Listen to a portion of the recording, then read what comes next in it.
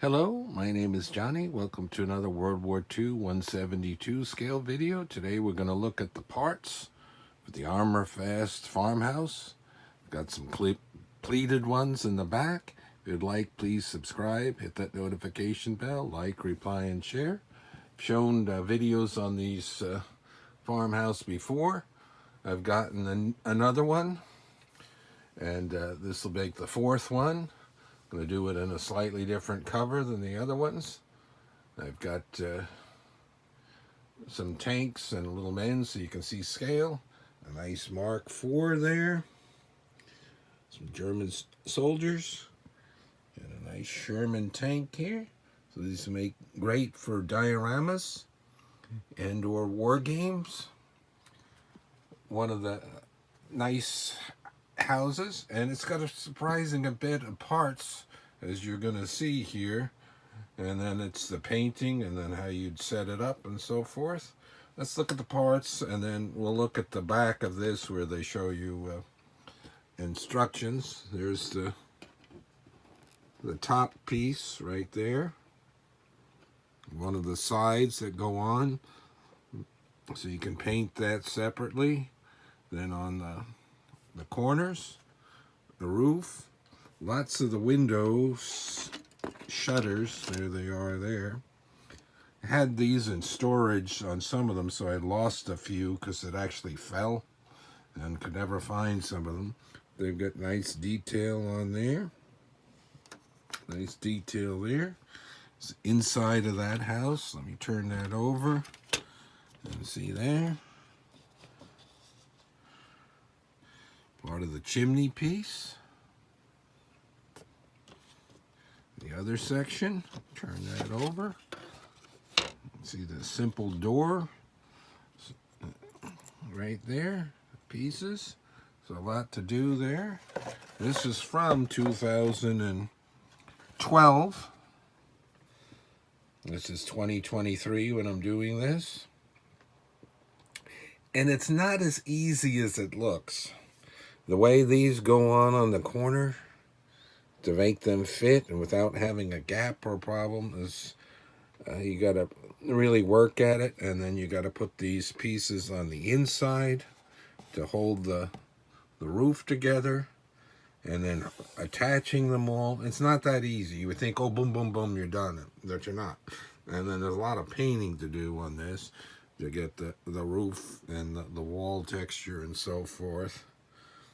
And then they show you can have some of the windows shut, which they're showing you there, or some open, or a combination of the both, like that one shut and open. And you turn these around. There's a solid wall there. So you could have the two solid walls together like this to make them like row houses. I know they call it a farmhouse, but it could be like this. And then this end has a second story window. So this one I have fully open. That one is one shutter open. And that one is completely shut. You can see I was added some vine-like bushes. That material, I forget the brand, but it's very expensive because you can see it's got little cutout like leaf designs like ivy and stuff. So you don't get very much for your money.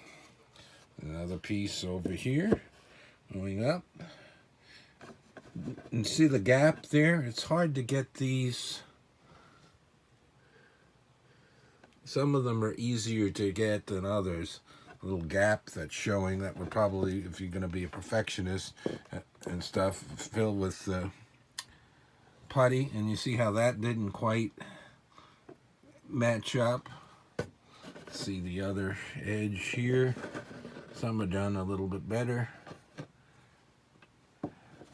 Getting them to get solid there. And then this has got like the texture on it. The heavy duty paint. Wasn't that, the green one is the last one I did.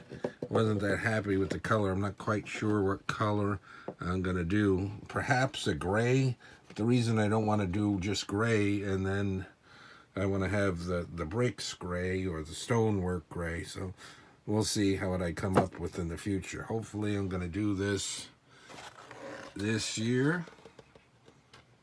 There it is. So you got one house in here. The Armourfast vehicles, usually those were 2-packs, and they weren't that detailed, and they made a lot of things for German and then some British, and I think they did some Russian and of course American. So I wanted to show this kit review for these.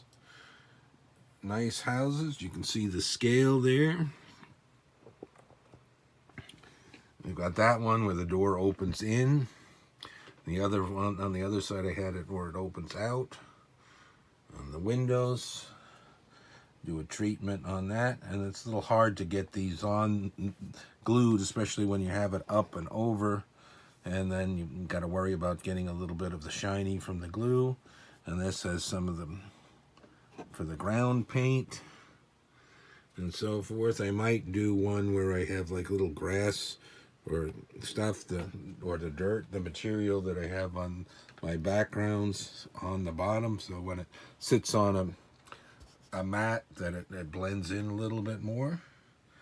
And then since I have them out, I'll show this nice die cast Mark IV with skirts just up here. That kind of looks nice for a different look instead of the full-on skirting.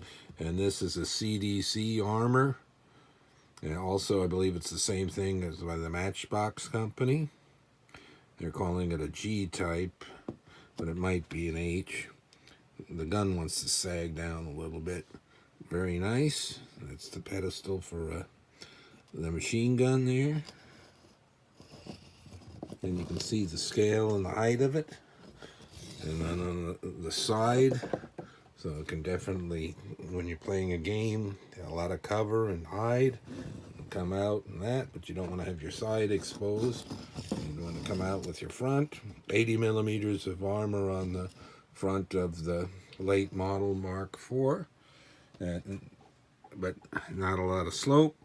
And then we've got the sloped Sherman. This, I believe, is probably one of the Dragon ones. I'm not going to mess with that track right now. It's come loose a little bit. See the machine gun? I don't know if that's been bent or was reapplied, but it's a little crooked. Got nice dust on it from sitting on the shelf all this time. So, classic meeting of a Mark IV with the longer barreled 75 millimeter compared to the slightly shorter barreled Sherman. Sort of equal partners, except in the game this would have like an attack of 7, and this would have an attack of 6 when you roll 2 dice to see what you get. And on this, there's no modifiers on this for front or front. Like a Panther would be a +1, and the Panther would have the longer guns, long 75, the L70, and that would have a much higher attack. 8 or 9 have changed that over the time when I've read accounts of comparing the Tiger 1's L56 88 millimeter to the L70 King Tiger gun, and then the Panther 75. I think the Panther's gun's slightly better than the regular Tiger 1's gun, even though the millimeter is smaller, but it's a longer barrel, so it has more penetration. Anyway, I digress. So that was a look at Armourfast Farmhouse. Got some of my backgrounds here. It's set up on the board. And this year I'm definitely going to try to get larger setups of a whole town and see if I can do at least show how it looked on a war game board, and then maybe do a little bit of demonstrations of the rules and stuff that I use for playing.